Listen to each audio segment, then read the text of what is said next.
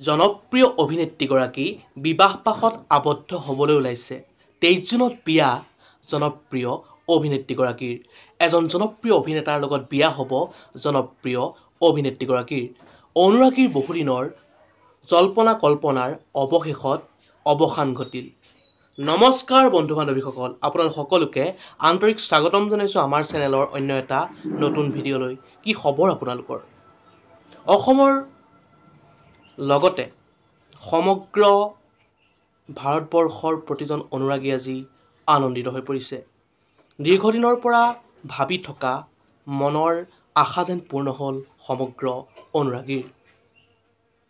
জনপ্ৰিয় অভিনেত্ৰীগৰাকীৰ 23 জুনত যুগ্ম জীৱনৰ পাতনি মেলিবলৈ ওলাইছে। সৰ্বপ্ৰথমে আমিও আমাৰ চেনেলৰ জৰিয়তে জনপ্ৰিয় অভিনেত্ৰীগৰাকীৰ যুগ্ম জীৱনৰ অলেখ অযুত শুভকামনা জ্ঞাপন কৰিছোঁ।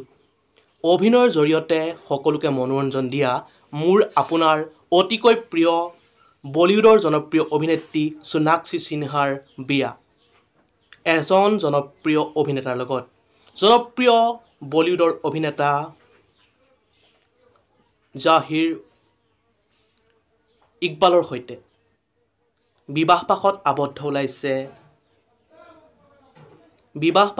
আবদ্ধ হ'বলৈ ওলাইছে বলিউডৰ জনপ্ৰিয় অভিনেত্ৰী সোণাক্ষী সিনহা।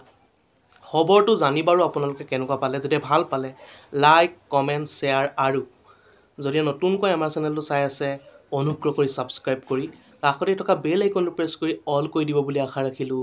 ধন্যবাদ। জয় আই অসম।